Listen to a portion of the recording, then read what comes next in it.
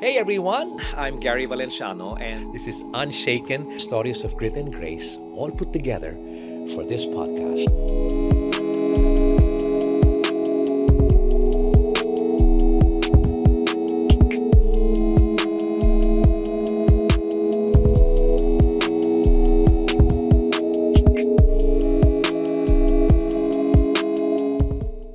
Hey everyone, you see the smile on my face? I'll tell you why, okay? Number one is, first I want to welcome all of you to Unshaken. You know, it's stories of grit and grace. And I think pagdating sa grit and grace, may ibang mag-explain kung ano ito. Ito dito sa guest natin ngayon, okay? But grit and grace really are only created when pag tayo ay dumaan sa mga iba't ibang klaseng pagsubok. Dito lumalabas at dito nabubuo ang ating character bilang isang tao. And this person is somebody who I think exemplifies in a man of character. He's gone through a lot, but he's also been seen a lot. He holds the record for perhaps the longest teleserye that ever run in the Philippines. And till today, people look forward to his ideas, his direction, his acting, and just him being him. Ladies and gentlemen, with me today in Unshaken is none other than Coco Martin. But wait, he also has with him a beautiful interpreter by the name of Julia Montes. And it's amazing that they're both here kasi akala ko siya lang ang darating. Pero atin-atin lang to ha. Kasi tinanong ko sa kanya, ano bang dapat tamo medyo yung Tagalog ko medyo buluktot kasi I get conscious speaking Tagalog but he gets very conscious speaking English. Okay? So he brought his interpreter. Coco! Good morning. Ay, welcome, man! Good morning. English! Okay, English! kita Pwede ko kayo si Gary. pwede kayo gumawa ng score. Okay? But are you good? Yeah. Yeah! Oh! 2 points! 2 points. Bibilangin natin yan. 2 points. Naduluwa ako. Ay, nako, Coco, you cannot imagine. Ang dami-dami kong mga... In every episode kasi we have all of these things. But it goes anywhere. Because these are just guidelines that we have. But how nice. You know, I've known Coco from the very beginning of at least yung nagumpisa akong kumanta ng mga theme songs, you know, and you want to see another list? Look at that list.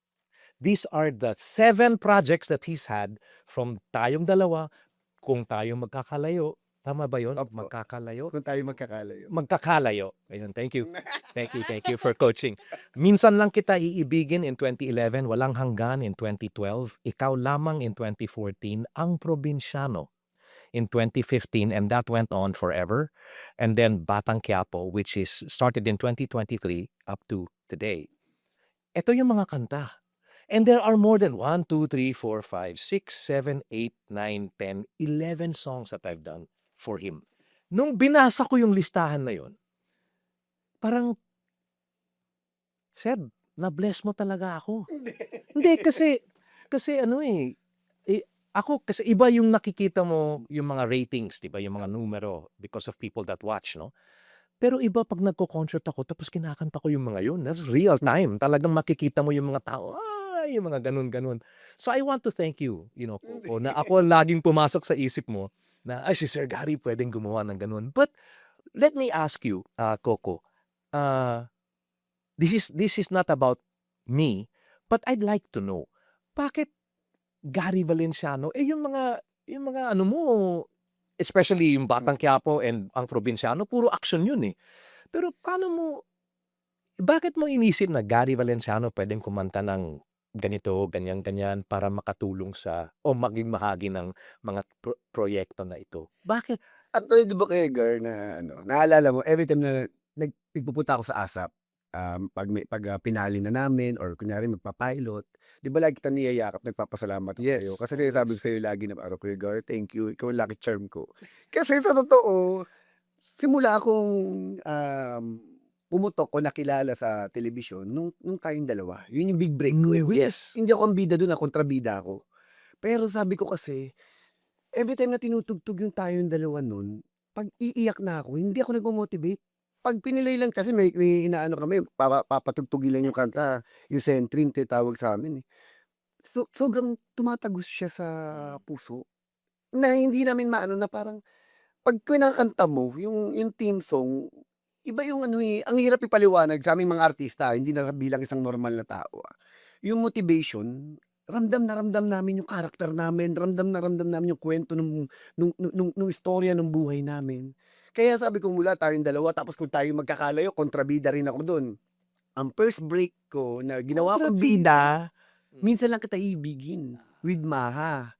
And then after that, nung walang hanggan kami ni Julia, sabi ko iba, honestly ito yung ano ko kasi, ito business na 'to sasabihin ko, 'pag ikaw kasi kumakanta, grand, parang ang laki-laki ng show.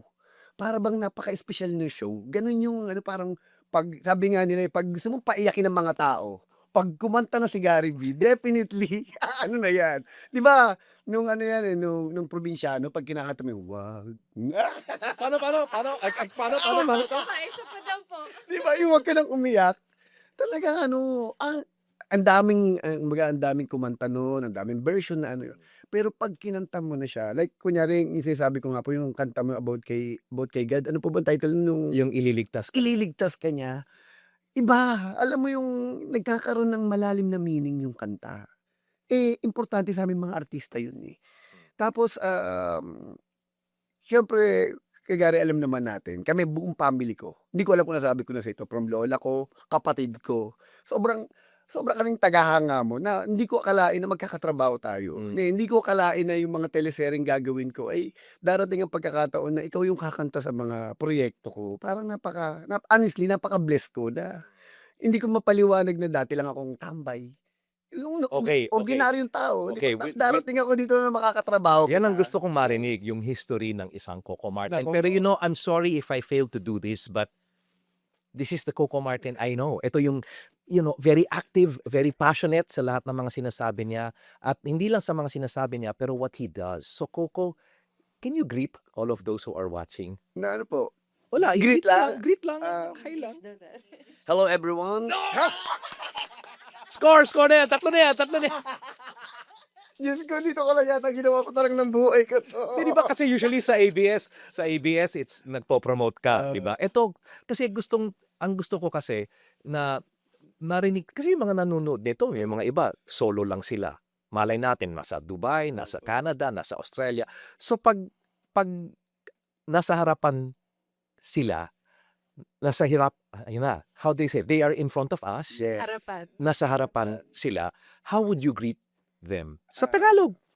Lahat ng ating mga kababayan all over the world. Sa lahat po ng aming mga kababayan, unang-una maraming salamat po sa pagsuporta niyo sa akin at gano'n rin kay Julia sa lahat ng mga programa namin na ginawa sa ABS-CBN, sa lahat ng mga teleserye at pelikula. Lagi ko pong, iniisip at nasa puso ko na kayo ang dahilan kung ba't nandito kami kasi talagang ano, eh, napakalaking himala, imposible, isang malaking pangarap na hindi namin aakalain sa tanang ng buhay namin na aabot kami kung nasaan kami ngayon.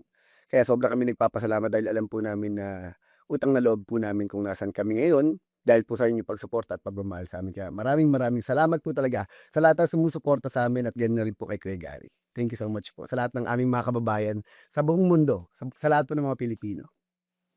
That's it. Okay na, Okay na tayo.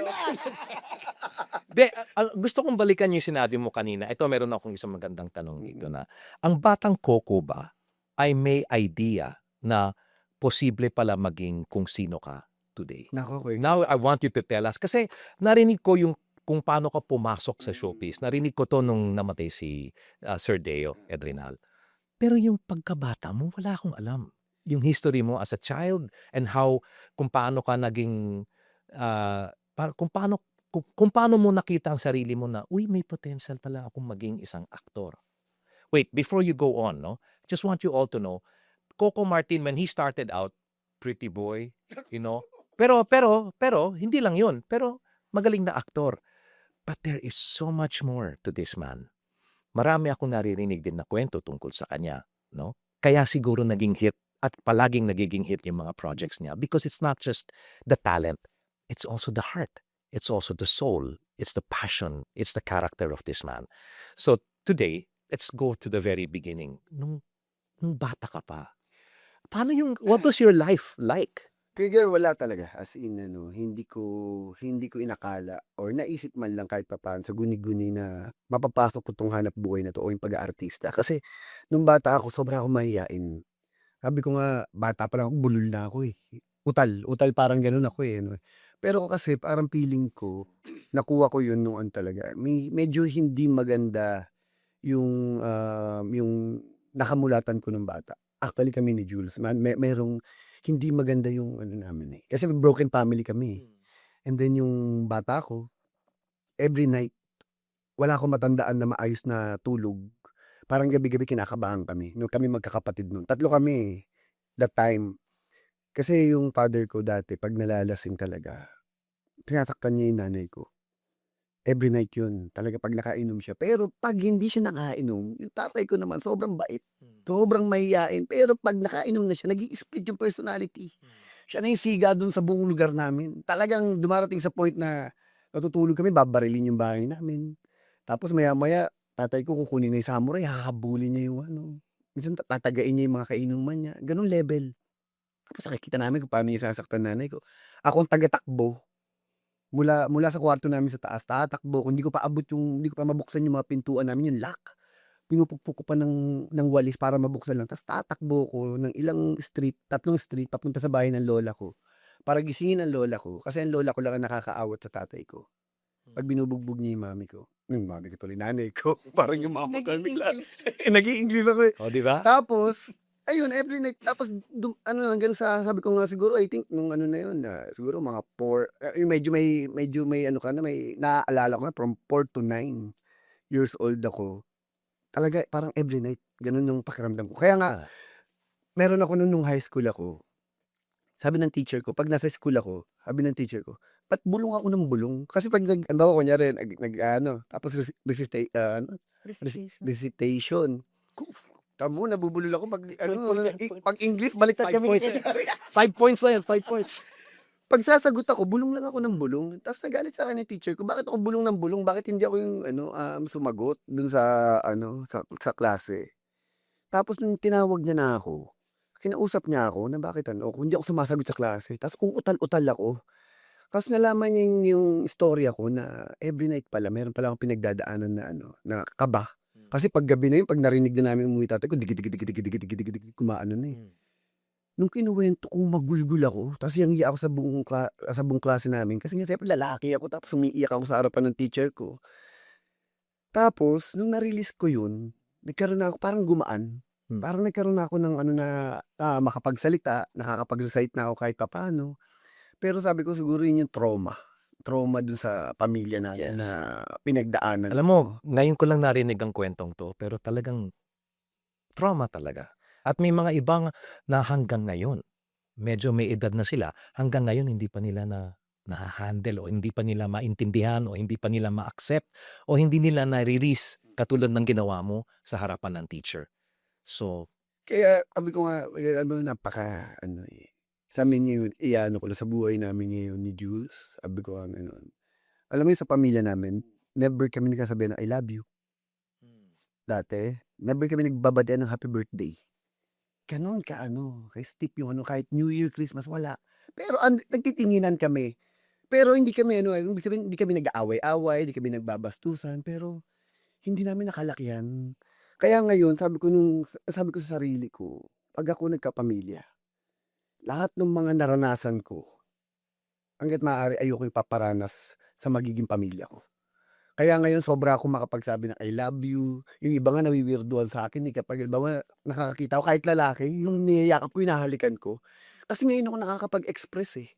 Ngayon ko napapakita yung ano, eh, yung nararamdaman ko. Dati kasi sobrang mahiyain ako, saka takot, eh. Wala akong confident, eh. Kasi nga hindi ako na-guide ng parents ko, eh. Lagi ko nga sinasabi bakit ako takot sa English. Nanghihinayang ako, sabi ko ngayon, kung naturuan ako ng magulang ko, natutukan yung pag-aaral ko, siguro kahit papaano masabi ko, siguro kahit papaano marunong ako. Kasi naalala ko nun basta Filipino subject sa klase, isa ako sa pinakamagaling. Kaya ko sabihin yan, isa ako sa pinakamagaling. Ako sa pinaka ano sa nung nagre-recite na ako, isa ako sa pinakamahaba magkuwento. Ang daldal ko, eh, kahit 'pag nag-e-exam kami. Pero 'pag English na, nangangatog ako. Sabi ko, "Ba't gano'n? 'Pag nakakarinig ako ng English, Okay, bakit bigyan lang kinakabahan kita ako?" ng good news, ha? At least sa Filipino magaling ka. Ako Pilipino, lagpak talaga ako kasi medyo pati sa English, biro mo English speaking na kami sa bahay pero lagpak pa rin ako sa English. Talagang muntik na akong lumagpak talaga sa English at ma-repeat ko yung year ko dahil doon. But you know, Coco, you're sharing all of these things with us. And by the way, ladies and gentlemen, I never got her to say hi to you. But Julia, can you greet the viewers from everywhere in the world? English or Tagalog, Japanese, Chinese, you choose. Ayan po, sa lahat po na nanonood, hello po sa inyong lahat. Kung nasa man po kayo, sana po sa interview na 'to ma-inspire po kayo ng dalawang napakagaling sa kani-kanilang larangan. Oh. Galing. Sana ganun din ako. Sana all. Di yung Coco, pero kailan pumasok? So lahat na nangyari yun, no? So that was high school. Ano yun kay girl, mula kinder yun hanggang high school nung naano, pero nung college na ako, wala na, bulak-bulero na ako nun, eh. Ano na ako talaga, kasi 'pag binabalikan ko, sabi ko mula kinder ako hanggang nag-college ako, kaya kong sabihin every month nakikipag-away ako. Pero hindi ako yung ano, hindi ako nangungusunada na gano'n, lagi kong Sunadahin. tao kong sunada ako, yung sabi ko, wala naman akong ginagawa, ba't ako pinagtitripan? Bakit ako inaano? Pero dahil kasi laki ako sa Novaliches, medyo magulo ang lugar namin at saka siyempre nakikita ko sa tatay ko kung sino siya, eh. Naging palaban ako, naging ano, na 'pag kinanti mo ako talaga, at kahit maliit ako papalag ako, kahit gaano kayo karami papalag ako. Gano'n ka ano yung buhay ko nun. Tapos nung binabalikan ko na siya nun, sabi ko, kaya pala. Minsan sinasabi ko sa sarili ko, baka alam mo yung destiny ko, eh, guy, na hindi Yes. natin maano na, siguro kaya ko 'to pinagdaanan, kaya ko pinagdaanan yung lahat ng mga experiences ko sa buhay mula nung bata hanggang ano. Sabi ko nga, kahit nakita ko ang nanay at tatay ko noon na kapag sinasaktan ng tatay ko yung nanay ko, never ako nagtanim ng sama ng loob sa tatay ko. Hindi ko naiintindihan nung bata pa lang ako, kahit na hindi namin maintindihan kung saan nanggagaling yun, naiintindihan ko siya. Hindi ako nagalit sa kanya, eh, parang hindi dahil kinakampihan ko siya, pero awang-awa ako sa nanay ko.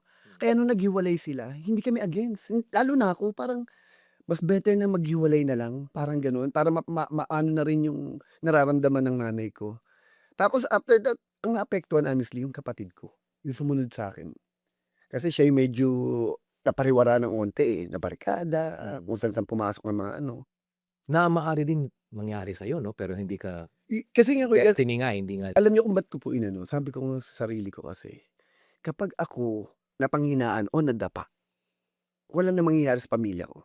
Siguro tinake ko yung dahil ako yung panganay, alam ko yung kung wala kang nanay, wala kang tatay, sino tatayo, sino poposte para sa mga kapatid? Yeah, yeah. Kaya ako yung nagsumikap, kaya ako yung ayokong kahit na takaw-away ako nun, hindi ko sinira yung buhay ko, hindi ako na-involve sa drugs, hindi ako na-involve sa kung ano namang mga ano. Sabi ko nga hindi man ako studious or nagpakaano, ang importante sa'kin makatapos ako ng college. Pilit kong tinapos yung college kahit na bulabulakbol lang, kahit kasi siyempre masaya, eh, barkada, gano'n-gano'n. Pero sabi ko nga gano'n, ang importante may mangyari sa buhay ko. Kaya ngayon, nung kahit papaano na okey na yung career ko, kumikita na ako ng konti, talagang pinagpursigihan ko maayos yung buhay ng mga kapatid ko. Okay.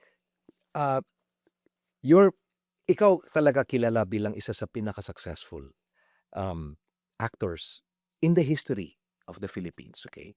Pero ano kailan dumating yung punto na pwede pala akong maging aktor? Actually kay girl wala, Wala. ano lang talaga raket. Kasi nga Raket. praktikal ako sa buhay, eh. Kumbaga Okay. hindi ako nagpiling, hindi ako nagpapaka na gusto kong mag-artista, piling ko artistahin ako, may dating ako, walang gano'n. Kasi Kasi may mga iba na gano'n, di ba? Hindi oo. naman sa Di nagyayabang, masama, pero oo, parang, pero uy, kaya ko ramdam pala 'to. nila o ano. Ako walang confidence, eh, saka dugyutin ako nung araw, eh. Kasi Okay, nga wait. Dugyutin. What's dugyutin? What does that mean? Naku, inggit English. paano i-explain 'to sa Dugyutin. English? Parang not so handsome.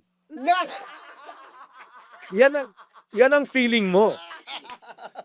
Dugyutin. parang 'di ba parang sa street Oo, sino parang na gano'n. batang Okay.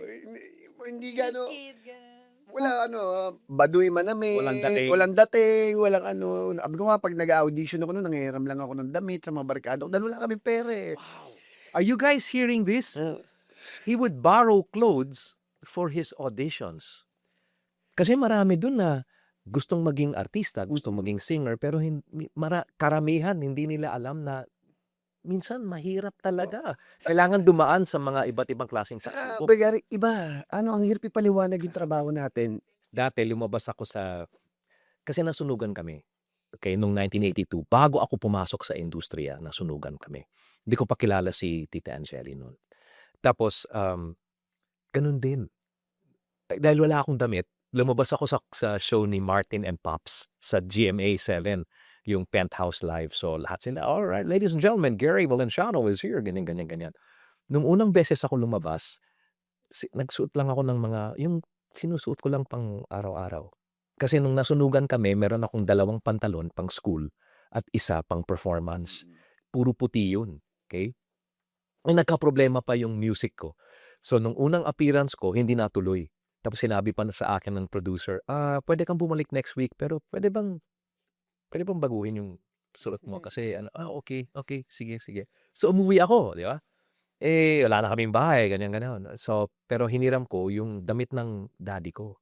As in, malaking tie na gano'n, tapos may blazer ng konti, tapos black pants, yung iisang black pants ko. Tapos lumabas ako at kumanta ako dun sa show ni Martin and Pops. Pero dun nagumpisa. Sino yun? Sino yung Gary hindi pa Gary V nun eh. Sino Gary Valenciano? Ano yung mga kinakanta niya? Pero parang ganun. Naghiram din ako ng, ng damit. So yun din palang ginawa mo para sa auditions mo. Marami bang auditions ang nagawa? Ang dami. Talaga. Ang dami kong ang daming experience. Pero, sinasabi ko nga nun, hindi ko siniseryoso kasi sinasabi ko lang dahil una kasi, nung nag-aaral ako, nag-tricycle ako.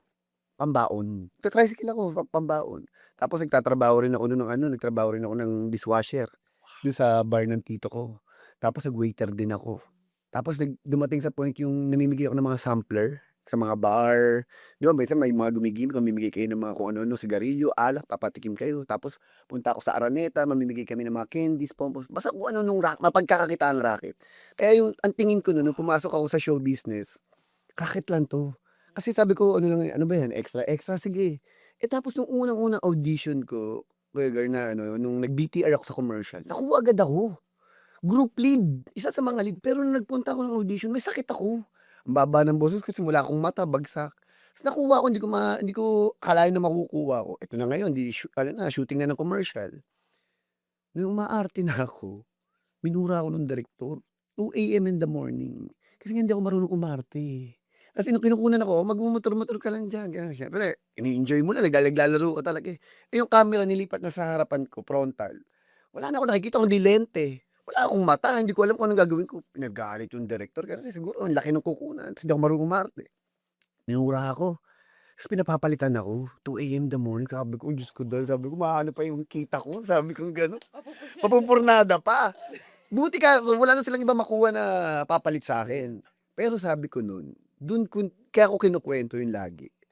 Dun ko kasi naisip na sinabi sa sarili ko na ayoko nang maulit 'to. Kasi ang sakit mapahiya, eh, yung gano'n na pero hindi ko tinake as a negative para sa direktor na parang napakasama naman 'to, napakayabang. Mm. Napahiya ako, nasaktan ako, pero sinabi ko nun sa sarili ko, hindi na mauulit 'to. Kaya nangyari nun, everytime na may commercial ako, kung ano namang racket, nagteatro pa ako, nung nung nagsisimula, kung ano talaga pinasok ko. Pero naka-focus na ako sumunod nun. Hindi man ako naging magaling sa pag-aaral kasi nga nung college ako naging bulak-bolero na ako, puro lang ako bilyar. Tapos nung nagtatrabaho na ako, nung nakita ko na parang kumikita na ako, parang okay yung pagkakakitaan dito, nag-focus ako. Ang ginagawa ko, wala ako sa tent 'pag nagso-shoot. Nandun ako, pinanonood ko sila. Ganun pala umarte. Lalo na nung nag-e-extra-extra na ako sa mga pelikula.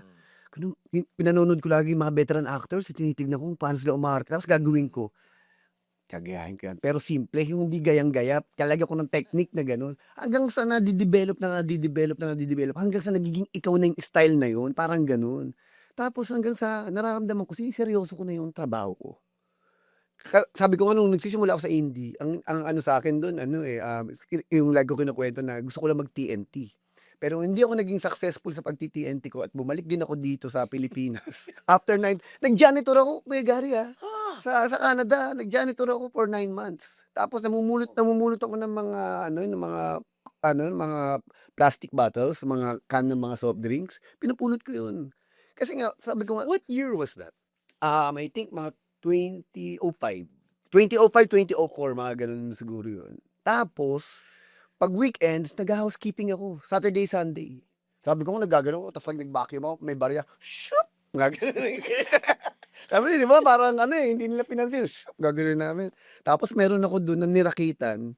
Pinaglinis, isang apartment, parang buong mga tatabasin yung yung mga damo lahat. Sabi sa akin, $50 daw, 50 Canadian dollars. Matapos ko lang lahat. Kaya ko yan. Sabi ko, $50. Sabi ko, tatapusin ko lang yan ng isang araw para Kasi $25 ang nila everyday. Sabi ko, isang araw ko lang tatapusin. Madali, tanghaling tapot, nagagano hihimatayin yata ako. Sabi ko, kaya kaya to.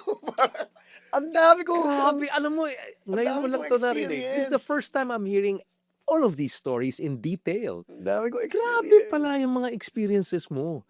Kaya siguro, grabe din yung mga ginagawa mong projects. Parang yung mga detalye na dinadagdag mo kasi importante yun eh. Like these details you're sharing with me now, Coco, are kaya pala. Yun ang siguro yun din ang mga feeling. Maybe that's what you're feeling also. You're hearing him talk this way. First time you've seen him, but parang now you go, no wonder he is who he is. He is Coco Martin. Kuya Garb, alam mo pag inaano ko ngayon na ako na yung humahawak ng production, diba? Sabi ko nga, pag nagbibigay ako ng kwento, kasi kadalasan naman ang mga teleserye ko or pelikula kong ginagawa, never ako maging mayaman eh. Or kung yayaman man ako, galing ako sa mahirap na yumaman. Kasi dapat, Correct. kabisado ko yung kwento. Dapat alam na alam ko. Kasi pag nag-create ka lang ng kwento na napanood mo lang o nabasa mo lang, hindi mo alam yung totoong pakiramdam nun. Hindi mo alam yung experience nun. Kaya pag nagbibigay ako ng kwento, nagaganyan ako sa kasi sabi ko, alam ko yan. Alam ko yung pakiramdam yan.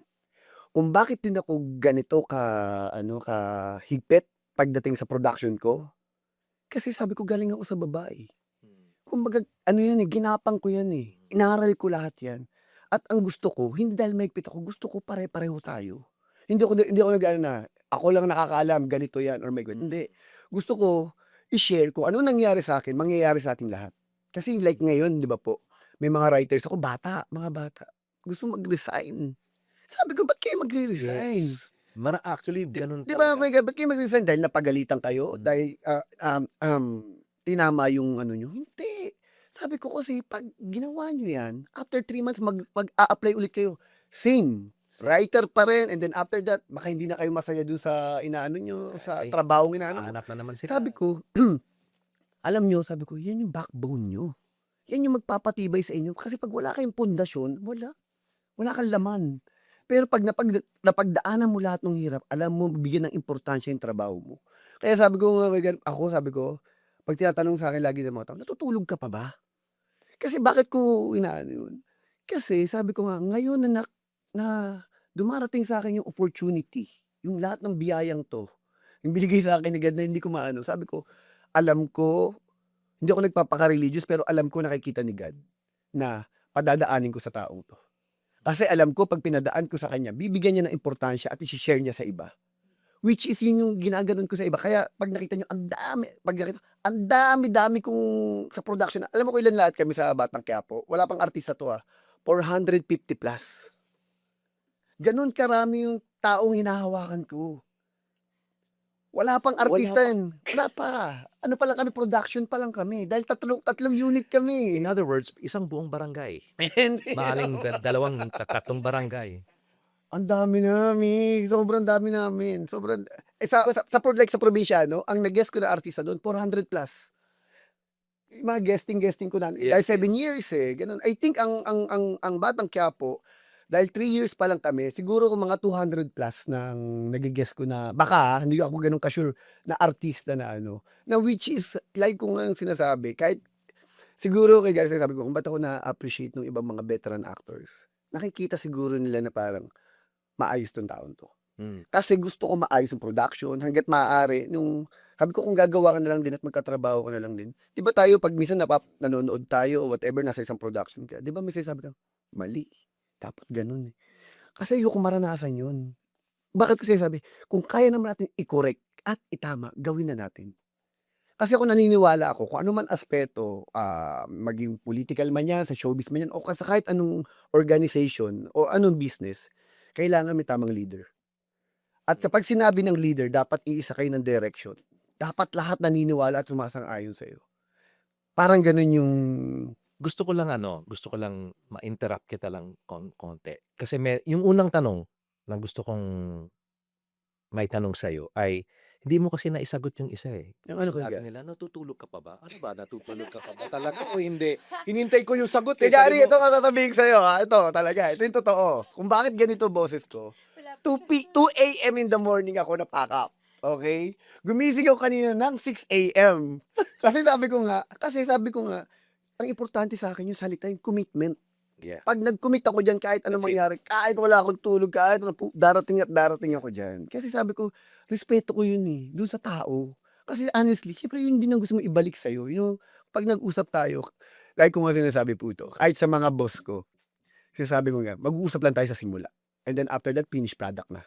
Kasi ayoko yung taong puro excuses, "Sir, kasi po ganun, ganun, ganun." Hmm, Hindi yun yung ano ko, eh, ang hinihintay ko yung final product, 'di ba? Parang yeah. gano'n ako as a person na parang ayoko i-di-disappoint yung mga taong nagtitiwala sa'kin.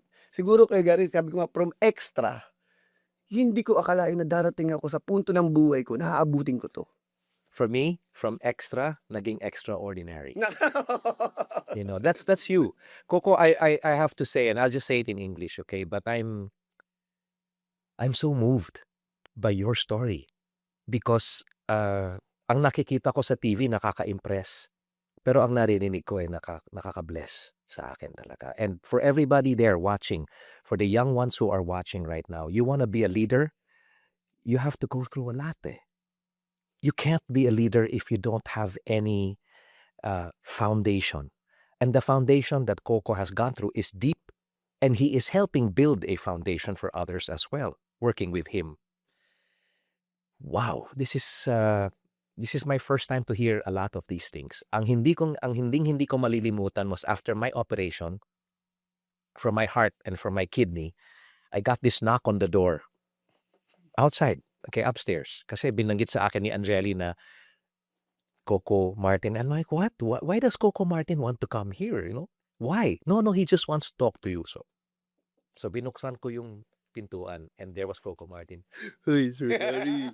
Kamusta po kayo, Sir Gary? Nakikita ko po kayo, Sir Gary. Alam niyo po, kayo talaga ang inspirasyon ko tuwing kailangan kaming gumawa ng medyo makabagbag damdamin na eksena, eh. Pinapakinggan ko lang yung mga kanta. Iyak na po kami, Gary. And that's how I copy him all the time when I speak to the students, you know. And Coco has also offered, you know, one time he says, Sir Gary, pag pupunta kayo sa mga school, sabi po lang sa akin, kung may panahon ako, pupunta ako para ma-share ko din yung buhay ko. And Coco, I think this particular episode is going to reach a lot of the young students around. Especially yung binanggit mo kanina na konting pagsubok lang, ay ayoko na. Kasi kailangan, eh. That's the only way. Kumbaga sa basketball, kung matalo ka sa first game, suko na. You have to continue. Katulad ng mga binanggit ko noon, porket matalo ka sa isang game, hindi ibig sabihin loser ka. It means that you are a winner in the making. You're learning from your mistakes. Pag hindi ka natuto dun sa mga pagkakamali ninyo, ay di talagang talo ka. Pero pag natuto ka, tapos gamitin mo yung mga lessons na yon, then you end up reaching a level that maybe you never thought. Kasi pati si Coco naman, he never, di ba? Hindi mo inaakala na aabot ka sa hindi lang Coco Martin, hindi lang siya isang pangalan, eh. Siya ay isang parang institusyon sa paggawa ng mga teleserye na hindi lang tumatatak pero tumatagal at talagang nagiging parte ng buhay ng tao. Yun pa. May nagkwento sa akin kasi tungkol sa mga katulad ng Ang Probinsyano. May nagkwento sa akin, hindi ko lang alam kung totoo ito. Pero yung mga ibang mga kwento mo ay tungkol sa mga kwentong talagang pinagdadaanan ng mga tao na nire-research nyo daw yung mga kwento na maaring hindi nyo pwedeng banggitin yung mga tunay na pangalan, na nandun sa story sa buhay ng tao, no? Pero totoo ba yun na nagre-research kayo? Ano ba talaga yung nangyayari dito sa lugar na to tapos ginagawa niyong Si Gary, alam mo ba ngayon sa Batang Quiapo, Hmm. halos lahat ng mga pangalan dun sa Batang Quiapo ay totoo. Like si Lola Tinding, ang karakter ni Ma'am Charo, totoong lola ko yun. Ang pangalan ng lola ko, Lola Tinding. Ang pangalan ni Cherry Pie Picache sa Batang Quiapo, Marites. Marites ang nanay ko. Ang pangalan ni Tito Bo, ni Christopher De Leon sa Batang Quiapo, Ramon. Ramon ang pangalan ng tatay ko. Lahat ng mga, yung pangalan kong Tanggol, kapitbahay ko yun. Siga talaga sa amin yun. Kaya sabi ko, kaya kinukwento Kamusta si Tanggol ngayon? Baka naman, I'm sure proud na proud si Kuya Tanggol Ako nun, doon, no? kahit na ako. Diba, yung sinasabi ko kasi, hindi ako magkukwento o gagawa ng isang eksena na hindi ko alam o hindi ko na-experience. Kailangan totoo kasi doon makaka-relate ang mga tao. Like kunyari, di ba, kinukwento mo yung buhay. Sasabihin ng mga tao, naku, hindi totoo yan. Maniwala ka, hindi totoo yan. Nanloloko lang yan. Dapat totoo, dapat authentic, dapat nararamdaman ng mga tao na talagang pinagdadaanan yun. Like example ngayon, kasi nandun kami ngayon sa kwento ng about politics.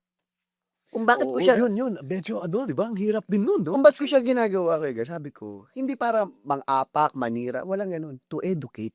Para kahit papaano mabuksan ang isip ng mga tao. Mm. Paano tayo niloloko? Ano yung solusyon?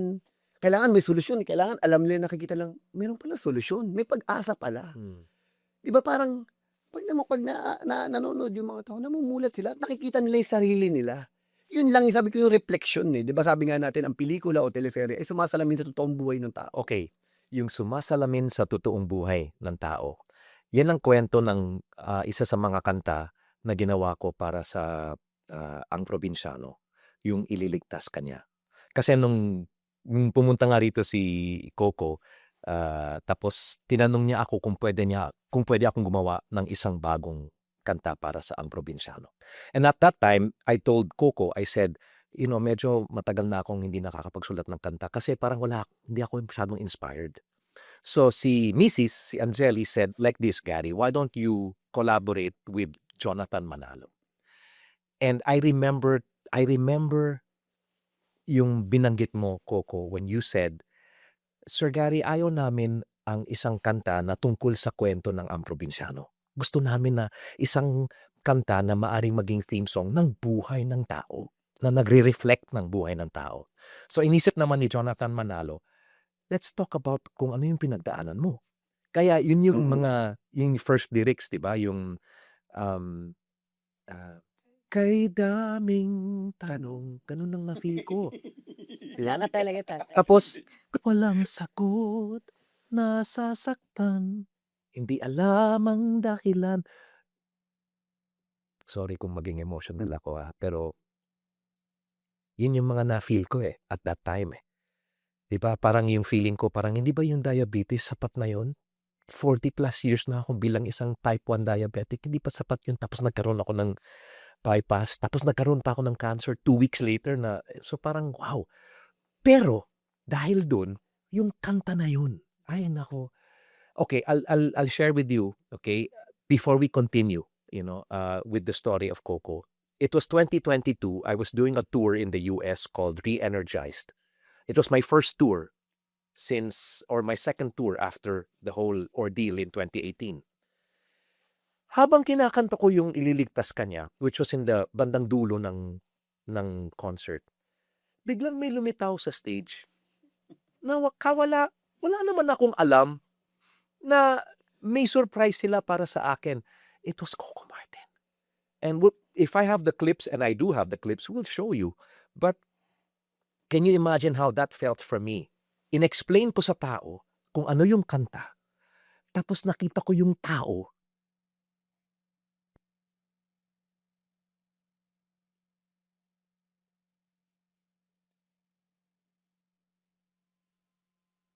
Sorry. Pero nakita ko yung tao na nagbigay ng idea na gawin ko ang kanta na to. Hindi ito tungkol sa Ang Probinsyano, pero tungkol ito sa isang aktor-direktor na inisip niya, kailangan meron tayong isang kanta na makakatulong sa tao dahil sa mga pinagdadaanan nila. And grabe ang paggamit mo ng kanta na yon sa Ang Probinsyano dahil hanggang ngayon, and it's years later, hanggang ngayon 'pag kinanta ko 'yun, grabe yung reaction ng tao, Coco. Makikita mo talaga sila una yung kay daming tanong, hindi yung, "Wah!" Pero yung gumaganon talaga sila, makikita mo sila na ito na yung kanta na hinihintay ko, lalong-lalo na 'pag estudyante ang nasa harapan ko. So, I'm sorry if I got emotional 'no, but songs really mean a lot to me because, ah, sa 'pag kaya hindi ako masyadong pumapasok sa pagiging artista, kasi may script, eh. Pero 'pag kumakanta ako ng mga kanta nung mga teleserye, that's me. There's no script. I just sing based on what I know I feel, and what I feel nararamdaman din ng tao o kung ano yung mga pinagdadaanan nila kahit hindi ko alam in detail. So, that's what happened in 2022. Sino naman ang hindi magiging emotional, 'di ba? Ang ganda-ganda ng kanta, 'di ba, 'pag gano'n ko, andun na siya, andun na si Coco Martin, and so we hugged each other on stage, and I guess the rest is history. Kasi hanggang ngayon, kasama pa rin yung kanta na yun, eh, sa mga shows ko, eh. So hindi history, hindi hindi pa tapos yung kwento kung paano ginagamit ni Lord yung kanta na yun sa pag-i-inspire ng mga tao. Sorry, naging ikaw kasi, ikaw may kasalanan, eh. Bihira naman. Ay, ito. Um, Meron akong tanong dito tungkol sa mga, limitasyon, okay? Were there or rejections or mga hadlang 'no, na meron ba na obvious na meron kang mga pinagdaanan, but was there one na masasabi mong muntik ka ng sumuko? Oo, Talaga? ang dami. Kasi sa mga kwento mo ang feeling ko meron, "O sige kahit na, o sige ano pa rin, laban pa rin." Pero meron bang mga, "Ayoko ng lumaban, parang gusto ko ng sumuko." Sumuko na ako. Ah, Kasi nung kinukuwento ko nga nun, nung 2005, nung unang movie ko na masahista na indie films, first laban ko sa Locarno Film Festival sa Switzerland, nanalo agad kami. First movie ko. Sabi ko nung sarili ko, sabi kong gano'n, hindi naman talaga yun ang ano ko, ang pag-aartista hindi talaga yun ang ano ko, pangarap ko, eh. Gusto ko magtrabaho, gusto ko mag-OFW, pangarap ko maging seaman. Kasi alam naman natin seaman. seaman, alam naman Wow! natin na Hindi mo makikilala si ayun Julia kung nga, gano'n. hindi ko alam, kaya sabi ko Yeah, kaya yeah, ganyan yeah. destiny lahat. Na alam naman natin na 'pag sinabi natin na gusto natin iahon ng pamilya natin sa kahirapan, 'di ba? Lagi nga ang solusyon ng mga Pilipino pagtrabaho abroad. Kaya nun talagang ano ko makapag-OFW. And then after that, nung nandun na kami sa Switzerland, nagpapaalam ako sa mga director ko, saka sa producer ko na hindi na ako sasama pabalik, magpapaiwan na ako dun. Eh, nanalo kami. Sabi nilang gano'n sa'kin, "Ko, sayang naman, nanalo tayo, malay mo pag-uwi ng Pilipinas maging Piolo Pascual ka." Sabi sa'kin gano'n, binola ako kasi nga baka hahanapin ako sa immigration 'pag di ako sumama pabalik, eh. Eh, ako naman dahil nakainom kami, nauto ako, sabi ko, "Malay mo nga, ano ba, maging Piolo Pascual ako, kumita-kita na mas malaki kumpara sa OFW." Sumama ako pauwi, 'di ba? Pag-uwi kong gano'n, airport pa lang, sinalubong kami, nagkakagulo yung mga ano, kasi parang parang iilan pa lang kaming nananalo sa mga ano nun, sa mga indie films, eh, Yes. ilang pelikula pa lang, eh. Pag-uwi ko, tanong pa lang agad sa'kin, sabi sa'kin gano'n ng reporter, "Anong masasabi mo? Ikaw daw pala nakabuntis kay Catherine Luna." Sabi ko, "Oh, no." Sabi ko, "Hindi man lang congratulations, hindi man lang ano masasabi mo, anong experience niyo dun?" Hindi gano'n. Intriga agad, kumbaga ito pala ang showbiz, kumbaga ano, 'di ba, yung intriga na ano. Eh, siyempre ito na, hindi ako makasagot dahil wala naman akong anong isasagot, and then dumating na yung pagkakataon na yun, dire-diretso na yun, puro negative, negative, negative. Eh, sabi ko nga kay Gary, hindi alam ng mga tao kasi yung first movie ko is a gay film. Hindi alam ng mga tao, siyempre 'pag gay film ang ginawa mo, hindi ka naman nila kilala, eh. Huhusgahan ka base sa napanood nila. Eh, laki ako sa lola. Sa totoo lang napaka-conservative ko na tao na alam mo kahit mainit naka-jacket ako gano'n ako conservative. Okay lang, nakahuli naman Di ako, ba? okay. Di ba ganito?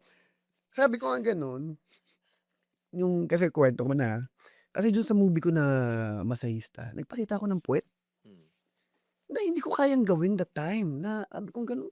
Eh, tapos ako ng college, tapos ako ng lola ko, tapos hindi alam ng lola ko na nag-aartista ako, ito gagawin ko. Pero kasi hindi ko makalimutan yung sinabi sa akin ni Kuya Perdy, ni Perdy Lapos, yung producer namin na malaking potential nito ilaban sa abroad. Nung sinabi niya kasing abroad, wala na akong ibang nakita, abroad lang talaga. Kaya nung sabi ko nga gano'n, nung kailangan kong barin yung brief ko, siyempre hindi naman ako palaban, eh, hindi naman ako gusto kong mag-artista gagawin ko lahat, hindi gano'n yung ano ko. 2 oras na hinto yung shooting. Alam naman natin 'pag nahinto ang shooting, 'di ba may problema. Sa umpisa okey lang 'yan, pagtagal ng pagtagal parang pinararamdam na nila sa'yo na ikaw ang problema. Sabi ko talaga sa sarili ko nun, gagawin ko 'to para sa pamilya ko. Gano'n talaga yung naging ano ko, kasi alam ko 'pag ginawa ko 'to, ito yung baka matuloy ako sa pag-a-abroad. Kaya nung hinubad ko yung brief ko pilitan talaga, pero talaga biruin mo, nung hinubad ko yung brief na yun gaano kahirap, pero ngayon binabalikan ko, buti na lang hinubad ko yung brief ko. Bakit? Bakit? Kung hindi ko ginawa yun, wala 'to lahat. Baka iba yung direction ko. Hindi natuloy yung pelikula, baka ordinaryo akong tao, whatever, kung ano man. Pero dahil nung sinabi ko 'to, para 'to sa pamilya ko. Minsan 'di ba sa buhay, Kuya Gary, meron kang kailangang lunukin kahit ayaw mo. May kailangan kang pagdaanan kahit ayaw mo. Pero kasi bilang minsan bilang tao, ikaw yung nagsa-sacrifice. Alang-alang sa pamilya mo, alang-alang 'di ba like yung mga nag-o-OFW, gusto ba nila na Yes, na mabuhay sa abroad na nag-iisa? Yung mga nasa Hong Kong, yung mga nagkakatulong dun, na natutulog sa CR, kinakain ganito. Hindi nila gusto yun, pero kailangan ikaw may magsakripisyo para sa pamilya. Yun ang naisip ko nun, to sacrifice yung pagkatao ko, yung ano ko. And then after that, sabi ko nga, siyempre nung mga panahon na yun masakit sa'kin, 'di ba? Pero ngayon binabalikan ko na siya. After all na nakita mo na yung success, yung biyaya, yung blessing na naano mo, hindi na siya negative. Ang sarap niya ng ikuwento at napa-proud ako. Bakit? Kasi pinagdaanan ko yun. Kaya lagi ko sinasabi, hindi madali yung pinagdaanan ko. Lumusot ako sa butas ng karayom. Yeah. Kaya ngayon ko napapahalagahan kung ano man meron ako at kung ano man trabaho meron ako ngayon. Kung ba't sinasabi ko na mahigpit ako? Oo. Kasi seryoso ako sa ginagawa ko. Yes. Hindi ko 'to nilalaro-laro, kasi kaya Gary, sa totoo lang, sa posisyon ko ngayon, sa sitwasyon ko ngayon, puwede akong magpa-kapetiks, eh. Puwede akong maging mayabang, lumaki ang ulo, maging tamad. Kasi ang dami kong tao, eh, Yeah. puwede sila na hindi. Sabi ko, ba't ko gagayahin yung iba? Nakita ko na 'yan. Kumbaga dun ako natutuwa 'pag nagsu-shooting ako na meron ako ng mga nakakakuwento ng mga veteran actors, may mga bagay na hindi ko na kailangan pang pagdaanan para matutuhan, para matuto. Hindi ko na kailangan pang madapa. Base sa kuwento nila, natututo na ako, para akong nag-aaral. Kaya 'pag nai-encounter ko na, alam ko na gagawin ko, gaganon na ako. Kaya sabi ko nga, like kunyari ngayon sa sitwasyon ko, yung mga temptasyon, kami ni Jules 'pag nag-uusap kami, lagi kong kinukuwento 'to, para makaiwas ka sa tukso o sa anumang mga maling mga bagay o ano, sa anumang trabaho, hindi lang sa showbiz, sa lahat ng bagay. Pagkatapos ng trabaho mo, uwi. Uwi. Napaka-basic, uwi. Bakit? Kasi 'pag sumama ako sa barkada, hindi mo na alam kung anong mangyari, iinuman kayo, saan kayo mapupunta, 'di ba? Maaaring later on matututo ka magsugal, mag-drugs, mambabae, whatever. Sabi ko, hindi. Kasi bakit ang sabi ko, mula nung bata ako, ang pinangarap ko na magkaroon ng maayos na pamilya. Ngayon nandito na ako sa tamang tamang edad ko, napapasok na ako dun, sabi ko, aayusin ko buhay ko. Kasi ayokong mangyari sa magiging pamilya ko yung nangyari sa akin, eh. Whew. Coco, masasabi mo ba na um, napakahalaga na dumaan ang mga tao sa mga pagsubok para sa ganun, yung mga winning moments nila lalong magkakaroon ng value, mas magkakaroon ng mas halaga. Tama ba yun? Sige. Nagiging mas mahalaga Oo. yung pagkapanalo ng tao kung dumaan sila sa mga moments of loss. Kuya Gary. Kasi sa nakikita ko ngayon, hindi ka makakapagsalita ng ganito, na ganitong ka-passionate, no? Pati na rin tungkol sa mga iyong pinagdaanan kung hindi ka dumaan sa mga gano'n. Kasi parang lalo ngayon yung biyayang binigay sa'yo, yung value, yung parang wala kang mailalagay na presyo dun sa value na yun. So, this question I want to ask you, Julia. If in one word, you could describe who Coco Martin is in different ways, ha? So, Coco Martin as an actor, Coco Martin as a director, and Coco Martin as a husband, and Coco Martin as a father. If there's one word for all, that's good. But if you were to describe one word lang for each as an actor, Actually, ang hirap po siya describe into words. or kahit nga one word. Pero if sa lahat na lang po, i-general ko, selfless. Kanina while he's talking, gusto ko sana sumingit. Kasi kung mapapansin niyo po, masasabi niya na gusto ko, yung gusto niya, para pa rin sa iba. Gusto niya, gagawin ko to, gusto ko tong gawin kasi para sa lahat, para sa ganito, para sa ganun. Lagi ko po sinasabi sa kanya na, alam mo, ano, yun yung blessing din, kaya ka rin siguro talaga binibless ni Lord. Kasi po, more than anything, last lagi yung sarili niya. Um, sa taping normally kapag bida ka ng show, iisipin mo sarili mo eh. Bida ako ng show eh, ganito, ganito. Gusto ko 'to, gusto ko 'to, gusto ko 'to. Pero siya, nire-remind pa namin siya na, "Wala ka ng sinasabi sa eksena. Kailangan mong sabihin, ikaw yung bida ng show." Because lagi niya pina-priority ang lahat. Yung totoo sa mga hindi po nakakaalam dahil producer na rin siya ngayon, may mga kailangan ng tanggalin sa show pero dahil ang priority niya, yung status ng tao sa buhay at kailangan yung trabaho, gagawa niya ng paraan yan. Siyempre hindi na nalalaman ng mga tao yun. Yes. So, I just want to share lang po na gano'n siya klase ng tao na hindi importante yung kanya, mas importante yung sa lahat kasi ang happiness niya, yung happiness ng lahat. Yun yung siguro masasabi ko rin, that's why he's a good leader and he's a good, sa lahat ng aspeto, leader sa family, leader sa work, leader sa pagiging, ehemplo. Sorry yung dito ka sa tabi ko, sinasabi ko. Yun po, kasi nga sobrang selfless. Yun yung mga bagay na hindi rin na ituturo. And siguro that's why rin siya binibless kasi tama nga yung sinabi niya rin na binibless siya dahil napapadaan din sa kanya yung blessing na naishishare niya pa sa mas marami pang tao. Alam mo kay Gary, may share lang ako. Ito hindi ano 'to, hindi never pa 'tong nakuwento o ano. Alam mo nung time nung probinsyano, nasaktan ako dun nung time ng probinsyano. Kasi siyempre yung mga ibang katrabaho ko, minsan ano nila parang ang sungit ko, 'di ba, parang masyado akong perfectionist, gano'n. Ang hindi nila nakita kung bakit pinagbubuti ko yung show, kung bakit gano'n talaga na ano, kasi alam ko na maraming umaasa dun sa show. Kapag ito nagtamad-tama yung kinukuwento ko nga 'pag nagtamad-tamaran na ako, binalewala ko na 'to, babagsak na 'yan. 'Pag bumagsak 'yan, lahat tayo mawawalan ng trabaho. Ako kaya kong sabihin, kahit mawalan ako ng trabaho, same ang kikitain ko. Kasi that time nakakontrata ako, eh. Magtrabaho't hindi ako kikita ako, may monthly ano ako dahil naka-contract ako. Pero ilan ang mawawalan ng trabaho? Hindi nila nakita 'yun. Hindi na-appreciate ng ibang mga katrabaho ko 'yun na, 'di ba sa totoo lang 'pag bida ka, pakap niyo na ako.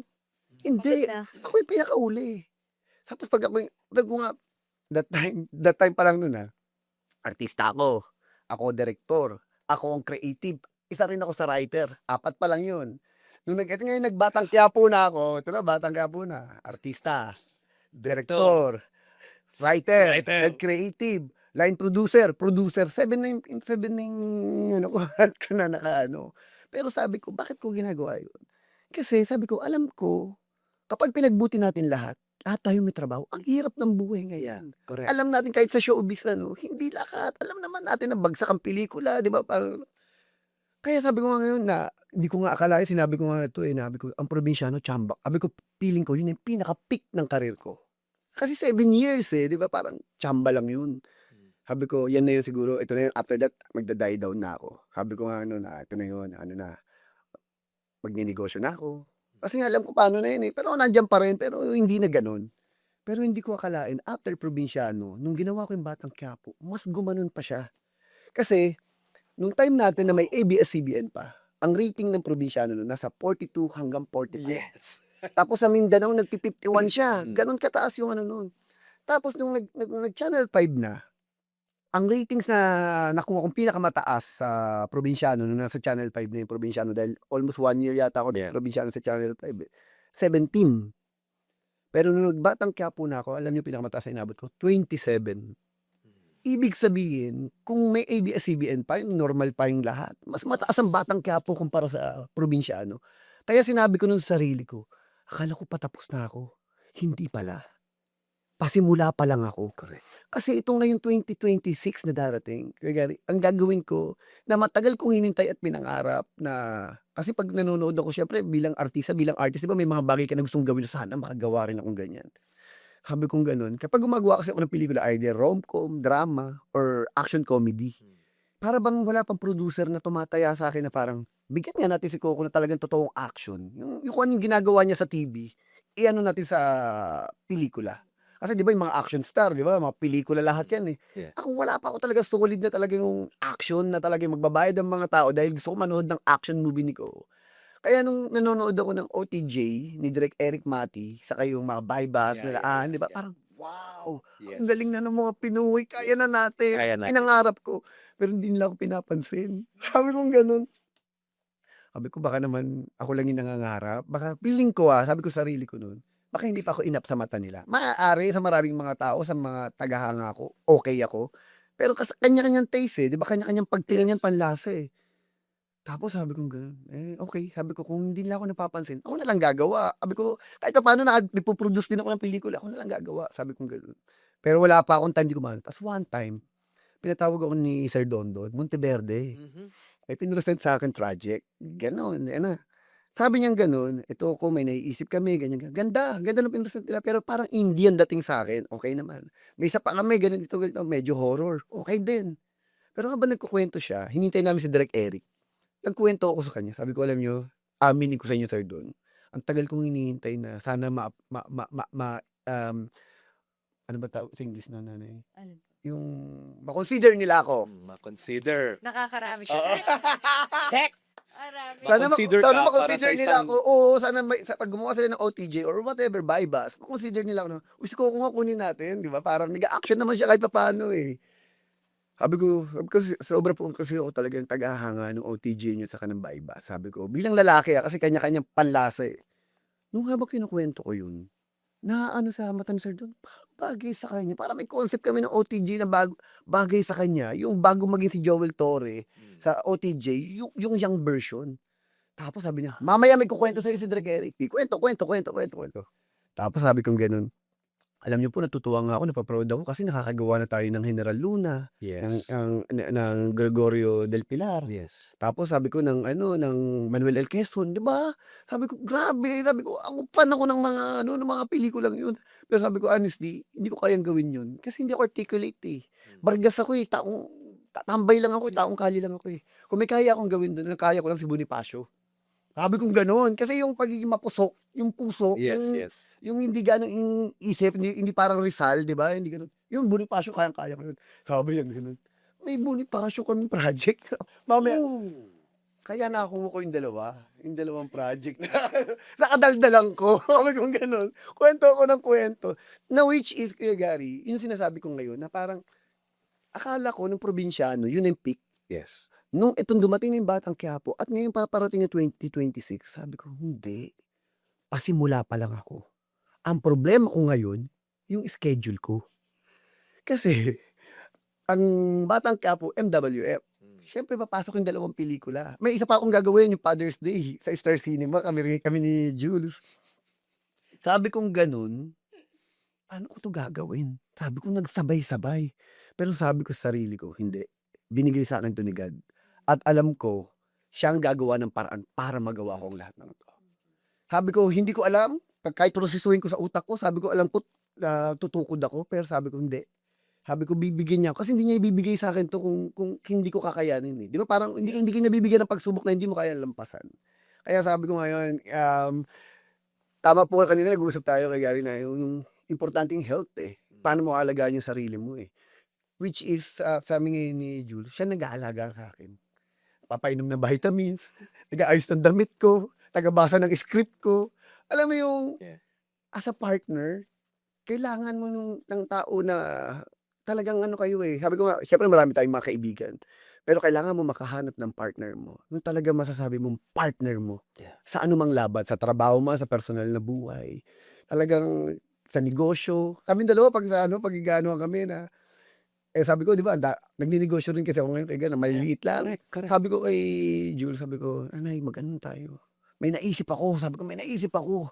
Nag-pandemic, eh. Sabi ko, "Ngayon," sabi ko, "pantay-pantay." Sabi kong gano'n. "Walang TV." Sabi kong gano'n. "Ang labanan ngayon social media." Sabi ko, "Kung yung ibang product nga, kinukuha tayo para maging endorser nila, ba't di natin gamitin yung sarili natin?" Pero sabi ko, isa lang sisiguraduhin natin na talagang may pagmamalaki natin kung ano man yung negosyo kita. Kasi sabi ko, pag nasira tayo dyan, sira na lahat ng pinaghirapan natin, lahat ng karir natin. Kaya sabi ko, sinishare ko lang to para mabigyan din natin ng idea yung ibang tao. Eh, Gary na, kami sabi ko, gusto ko magtayo ng restaurant. Siyempre lahat pangarap yung ganun, di ba? Lalo na HRM graduate ako eh. Taka naging waiter ako eh. Oo nga. Tapos lola ko pang hilig magluto. Si Jules din ang ginawa ko, pinag-aral ko siya ng pinag-aral sa iba't ibang culinary school. Wow! Kasi gusto ko siyempre bilang lalaki ko, Pero, Gary. pero mahilig ka rin. Oo. Wow! Di ba, Gary, sabi ko nga lagi, kinukwento kanina, dapat pagkatapos ng trabaho, uwi. Lagi ko sinasabi, dapat may dahilan kung bakit gusto mo umuwi. Di ba, may nilook forward ka na masarap na pagkain, na magandang darot na mahal sa buhay, yung alam mo, aalagaan ka na dito pagurin nyo na ako, di ba? Maging ano na ako, alipin na ako dito sa trabaho. Pero pag uwi ko sa bahay, ako yung hari. Di ba? Yung pakiramdam na gano'n na parang, wow, di ba? Pagdating dito sa bahay, rest lang ako, di ba? Tapos Kumbaga, na lang. uwi mo sa bahay, you don't go to the house, you go to the home. Kasi may kaiba na house Oo. sa home eh. Pero, meron kang binanggit kanina na ako sobrang interested ako at sobrang excited ako para sa mga nanonood ngayon dahil I'm sure yung mga reactions sa mga tao na kaganito ngayon. O yung mga iba napapaluha dahil grabe yung kwento mo, Coco. I mean, even I am so moved and blessed by it. Pero, meron kang binanggit kanina mga salitang perfectionist and yung salitang pandemic. At yung ginagawa mo ngayon, yung culinary, sending her to culinary school. I mean, it's beyond. Kumbaga kung ito yung pagkakaunawa ko sa'yo noon, umabot na sa langit yung parang, wow, this is eye-opening for me. Okay? But when you mention the word pandemic,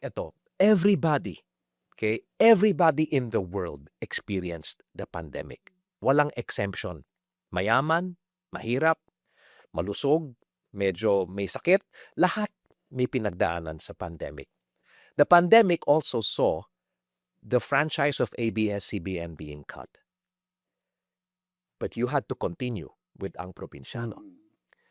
And in Ang Probinsyano, isa sa mga best friend ko na si Direk Roel Santiago, kinuwento niya sa akin na meron daw isang eksena na dapat nyo daw i-shoot sa, I don't know kung gabi yun, or basta may isang eksena na tumatakbo yung presidente na ginanap ni Roel Santiago, patakbo daw papunta sa camera, pero bawal daw ingay. Magkasama daw kayo sa loob ng isang kotse or jeep or whatever, pero bawal kasi 'di ba lockdown, 'di ba? So you cannot create so much noise. At ang kinuwento niya sa akin, iba daw yung pagiging direktor mo kasi wala daw tunog. So binibigyan niyo lang ng cue na dapat gumanon daw yung mga. So in other words, whatever you saw dun sa eksenang yun, lahat yun were non-existent. There was no sound sa mga barel. Wala yung mga putok-putok na ganyan. Wala daw. Tapos wala daw masyadong nag-ingay kasi kailangan tahimik. Kasi marireport sila nagtatrabaho sila sa gitna ng lockdown during the pandemic. But it showed me that you are not just a perfectionist, but you are someone who seeks excellence. Kasi may kaibahan ng perfectionist sa pagiging isang tao na ang habol niya ay excellence. Kasi ang perfection, dapat lahat perfect. Lighting, sound, weather, audio, everything is perfect.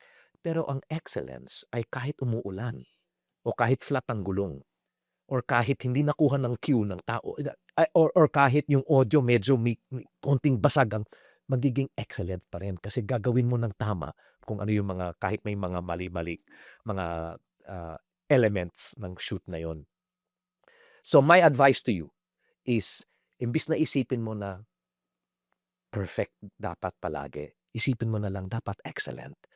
Kasi this is my lesson for everybody listening now. But perfection has to do sa mga kung ano ang kaya natin gawin.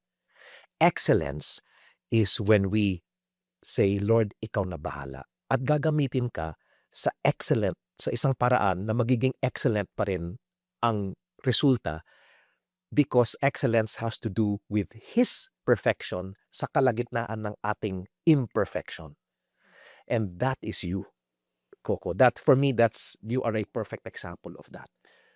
Alam mo kay Gary, sa totoo lang yung sinasabi mo, hindi ko alam kasi yan, eh. Hindi ko alam, alam ko lang na word, perfectionist, Yeah, eh. yeah. Pero dahil sa mga kinuwento mo, Oo, pero yan ang hindi, nakikita oo, ko. yung sinasabi mo ngayon, yung ina-analyze sinasabi mo. Kasi minsan, 'di ba, katulad niyan darating ako sa set, yung totoo, wala akong alam, zero. Darating ako sa set, anong ko meron kasi 'to nung nasa probinsyano na ako. Mm. Hindi po puwede kasi kung ano yung ikukuwento mo o ipapalabas mo sa show, hindi alam ng management or ng boss. Hindi po puwedeng ano, na parang kung ano yung mapagtripan niyo o mapag-isipan niyo yun ang ano, hindi. Pero dumating ako dun. Kasi nung nagsu-shooting ako sa Tanay, walang signal diyan, eh. Sa sobrang tiwala na nila sa'kin, kasi sabi ko nga kay Gary, para sa'kin, ang pag-aartista dalawa, isang art and business. Hindi Mm. puwedeng art Okay. lang, kasi 'pag art Okay. ka, artist ka lang, okey naman yun. Pero dapat alam mo rin yung business. Siguro kaya dumating din ako sa point na dumating ako na ngayon, ako'y nagke-create, ako'y nagpo-produce, dahil naintindihan ko at nalaman ko paano yung business. Kumbaga ano yung business, paano mo pakakapitin yung mga viewers mo? Paano mo sila papanoorin gabi-gabi? Paano mo sila i-ho-hook? Kasi kaya ko sinasabi kanina na-appreciate ko yung sinasabi niyo po. Kasi darating ako sa set, wala akong alam. Pero pagdating ko sa set, dun nangyayari yung lahat ng magic. Dun 'pag nakita ko na yung artista, nakita ko na yung location, dun ako nakakapag-isip ng kwento, dun ako nakakabuo ng lines. Kaya sinasabi nila na 'pag kay Coco yan, walang script yan. At yung bang mga veteran actors, siyempre, hindi kami pupuwede diyan kasi sanay kami, sa bahay pa lang inaaral na Correct. namin, mine-memorize namin at dapat yun ang pinakatama. Pero kasi yung style ko nga dahil nanggaling ako sa indie, sanay kami sa walang pera, walang budget yung production. Lahat ng puwedeng gawing remedyo, gagawa mo ng paraan. Kumbaga lagi kaming solution problem. Kumbaga, "Oh, hindi po puwede dito, hindi puwede mag-location dito, lipat." Anong ina-adjust namin? Hindi yung production, yung kuwento, yung character. Kaya 'pag dumarating ako sa set, kahit wala pa akong bitbit na kuwento, hindi ko alam kung anong kukunan ko. Pero pagdating gano'n para mahirap ipaliwanag, pero para akong sinasapian. Kasi ang bilis ko, eh. Pagdating ko do'n, katulad nung nagdi-direct ako sa probinsyano, call time ko 4. Tapos darating ako siguro do'n, pagdating ko do'n, makeup na ako, habang nagme-makeup nag-aano na ako niyan, "Ganito gagawin natin, ta ta ta ta ta ta ta ta." Tapos pagkatapos ko mag-makeup lalakad na ako diyan. Nag-aano na ako ng location, tinitignan ko na. Tapos nagbubuo na ako ng sequence and then after that, 'pag pumutok ang araw, take na agad ako. Tapos naano sila, "Saan niya kinukuha yun? Ba't ang bilis niya?" Gano'n, gano'n. Tapos siyempre meron kaming quota, eh, kung ilang makaka-sequence kami sa isang araw, lagpas lagi ako do'n. Talaga, ha? Tapos sa'kin lagi yung big ano, sabugan, ilan ang talent ko, lahat ng big ano nasa akin.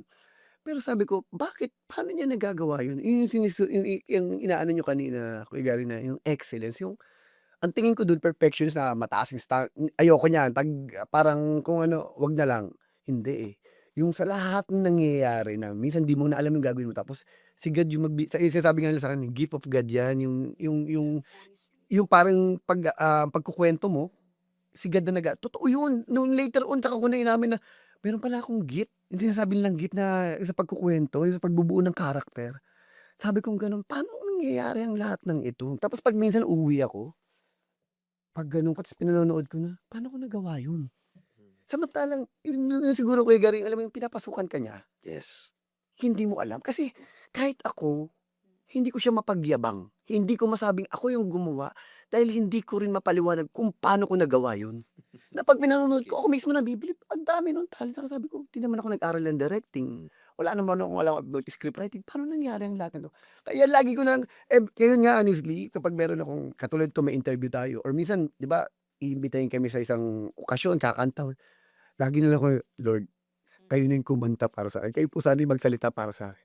Kasi 'pag ako lang, eto lang ako. Pero 'pag yung siya tapos natapos ko yung trabaho ko, "Lord, thank you." Yeah. Kasi kitang-kita ko yung difference 'pag ako lang, yung ang liit. Pero 'pag hinayaan ko siya, kung ano na yung pumapasok sa isip ko. 'Di ba ngayon kaya ang daldal ko? Hindi ko may inaano, siya nandito, eh, siya yung nagsasalita. I think binibigyan niya, kaya ako nandito para makapagbigay ng inspiration dun sa mga tao na mga nanonood o mga nakikinig sa'tin na parang ang hirap ipaliwanag pero ramdam na ramdam ko yung presence niya. Okay.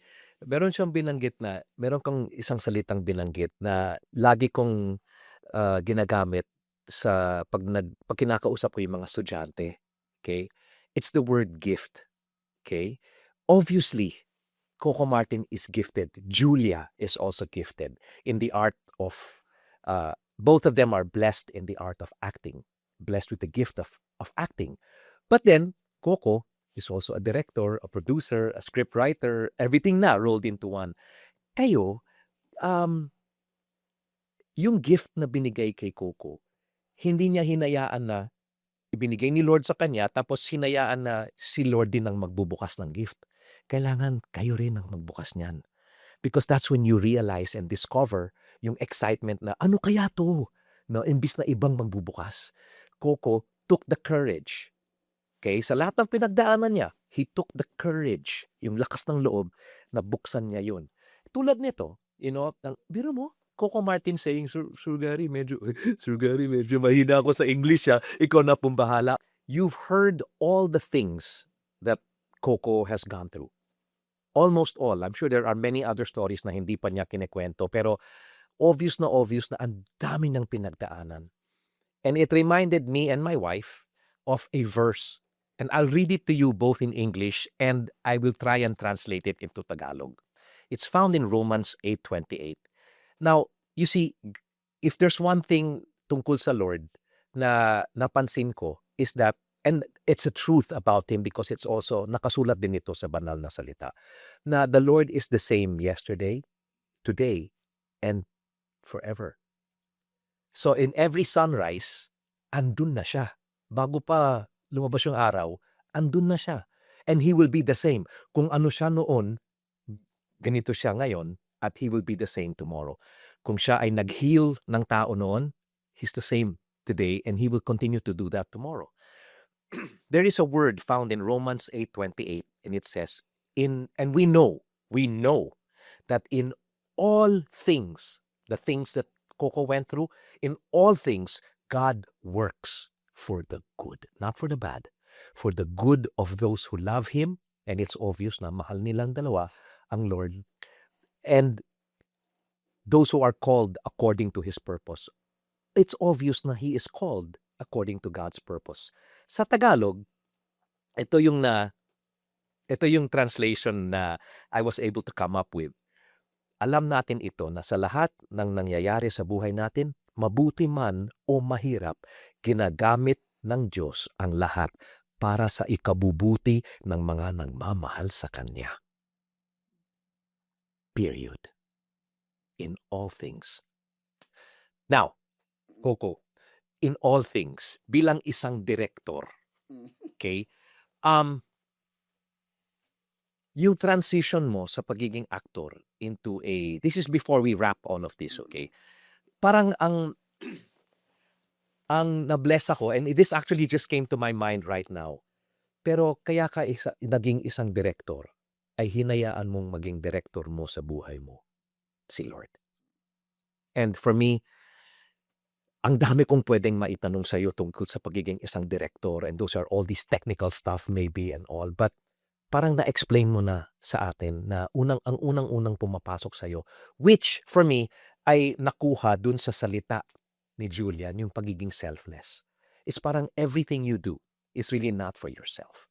Everything you do is because you are led. Kahit gaano man kahirap gawin yung challenge na yon, you are led by the Holy Spirit in order to do things for others first. At kaya ganito, parang hinahayaan mong maging last ka. But it's also in the word that the last shall be first and the first shall be last. So, yung binanggit mo kanina na ito lang yung parang umpisa pa lang to para sa'yo.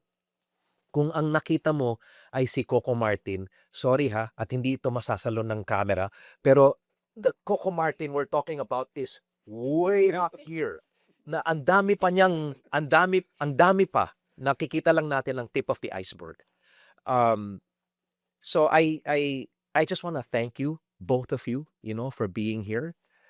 It seems like kung ano man ang shaking na naranasan mo nung bata ka pa, lahat na yung lahat ng pwedeng ma-shake, na-shake at nahulog at nawala.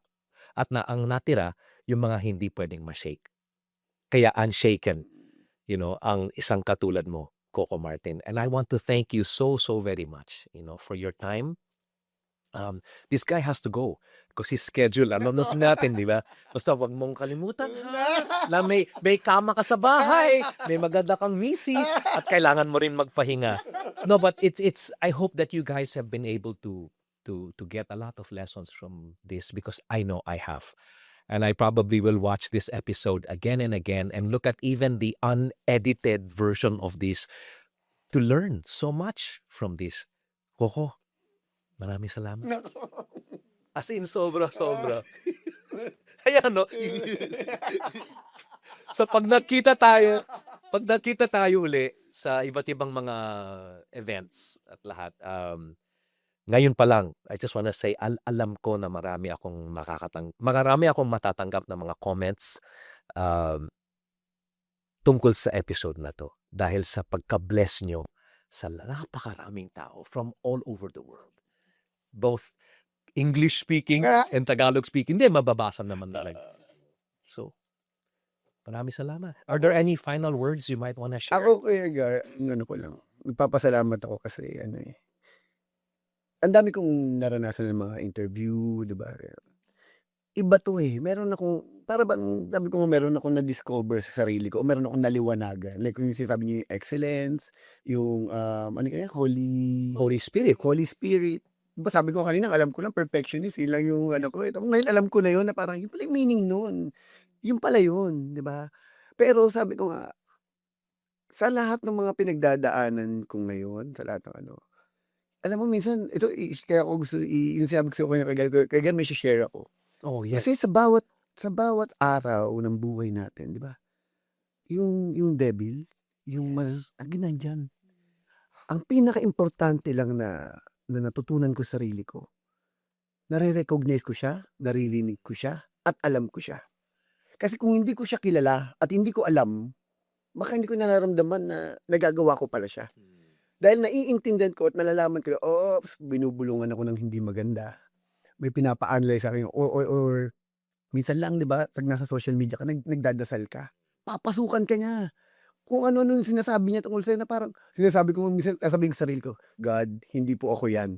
Hindi po ako yung nagsasalita na yan. Na-acknowledge ko siya. Mas maganda kasi yung alam mo na may bumubulong sa'yo na hindi maganda kasi alam mo na hindi ikaw yun. Yes. Alam mo kung paano mo siya iiwasan. Kesa yung hindi mo alam na ikaw na pala yun dahil hindi mo na-acknowledge Kaya nga sinasabi ko nga na parang ano man ang pinagdadaanan ng bawat tao, artista man, normal na tao, o kung ano man yung posisyon natin sa buhay, pare-pareho lang tayo. Pero ang pinaka-importante para po sa akin at ang natutunan ko, nandito tayo sa mundo dahil may purpose tayo. Hindi lang para sa pamilya natin, kundi para sa lahat as a general. Na isa lang sana ang pinapanalangin ko na sa lahat ng mga tao, lalong-lalo na yung mga taong involved or yung mga mahihilig sa social media, dapat maging sensitive tayo sa mga tao. Lalo na sa pagko-comments, 'di ba, sa pagbabash. Para bang ang gulo-gulo na ng mundo, Yeah. 'di ba?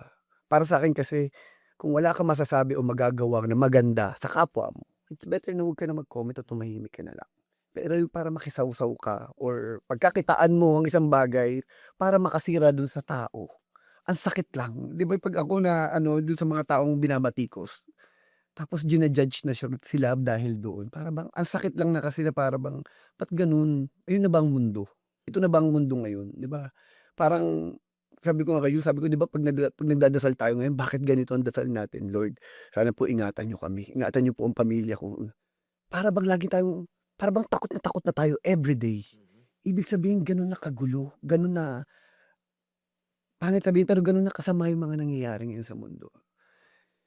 Kaya sa buhay ko ngayon, alam ko hindi ko mapi-please ang lahat ng tao, katrabaho ko man o lahat ng mga humahanga sa'kin o mga nanonood. Pero isa lang ang gusto kong i-assure sa sarili ko at sa pamilya ko na parang nandun ako lagi, every time na nagde-desisyon ako, kung ano yung alam kong tama at nalalapit para sa Panginoon. Sabi ko siguro pag tumatanda ka na, nung naging 40s ako, naging masyado akong madasalin. Minsan, I'm sure naririnig yung Diyos pag nasa CR ako. Puro dasal yung, yung, sabi ko, ba't ganun? Parang naging, sabi nga nila, parang naging corny ka na. Pero gano'n siguro talaga ang buhay, eh, darating sa tamang age. Naging grateful ka Oo, mas yun lalo. siguro yun nga, na-acknowledge ko rin kung ano yung blessing na dumating sa buhay ko at kung anong meron ako ngayon. At ang sarap na din sa pakiramdam ko kasi na-appreciate ko siya. Hindi yung parang, deserve ko 'to, nagpakapagod ako, hindi, eh. Kaya nga sabi ko nga, 'pag ano na parang, "Hindi ako 'to, eh, paano ko nagawa yun?" Ibig sabihin ina-acknowledge ko si God na, "Lord, ikaw gumawa niyan, wala naman akong alam diyan, eh." Sabi ko nga, eh, "Hindi naman ako nag-aral ng directing o lahat ng ano, pero ba't ko siya nalalaman?" Everytime na may nag-i-interview sa'kin na ano, ba't ako nakakasagot ngayon, ba't ako nakakasagot? Eh, sa totoo lang wala, eh, kaya ko sabihin wala naman akong alam, eh, wala naman akong ano, pero si God nga, eh, Holy Spirit. yung Holy Spirit, kasi ngayon ko lang natutunan, eh. Yung Holy Spirit, lagi siyang nandiyan, binibigay siya sa'kin ni God at siya yung pumapasok dito para magsalita ako at para makapagbigay ako ng inspirasyon para sa lahat ng mga tao. At kung ako man yung isa sa mga ginagamit ni God, gusto ko sabihin na napaka-bless ko kasi ibig sabihin pinadadaan niya sa'kin at ginagawa niya ako sa isa sa mga tagapagpalaganap niya ng magandang salita ng Panginoon. Kaya thank you talaga. Thank you sa experience na 'to dahil merong nabuksan sa puso ko at sa pagkatao ko na ngayon ko lang natutunan na dapat alam ko. Kasi yung mga maliliit na bagay na alam ko yun lang yun, eh. Eh, ngayon parang, "Oh, no, yung pala yun, yung pala ibig sabihin." Ngayon mas lalo ko siyang i-acknowledge, mas lalo ko siyang dadamhin at isasabuhay. Ayun yung Holy Spirit, I think sa Tagalog banal na espiritu, yun ba tama? Ayun, yun. Oh, ayan. Tagalog. Check. No, folks, I just want to say na there was dati nung kausap ko yung aking, bayaw na si Senator Kiko Pangilinan. Nagkuwentuhan kami dati, kami lang dalawa. This was a long, long time ago, pero siya yung nagsabi sa akin na yung araw, 'di ba, habang lumulubog yung araw, lalong dumidilim, 'di ba? Pero dun lumalabas yung mga masasabi natin yung mga bituin. Lalong lumiliwanag ang mga bituin habang lumulubog yung araw at habang dumidilim ang araw. Alam natin, nakikita natin yung mga pangyayari ngayon sa mundo, and we see that things are getting darker. But I have with me somebody who is shining brighter, and that is Coco Martin sa kanyang mga ginagawa. Hindi lang siya isang superstar sa larangan ng mga sa pelikula, no, at sa larangan ng entertainment, but he is shining brighter even in the area of life itself. If you have been inspired by this, it's only because he has gone through a lot of shaking in his life. Malamang pag nagkwento siya uli tungkol sa buhay niya, meron pa siyang maikukuwento na ibang mga pangyayari na hindi natin narinig dito.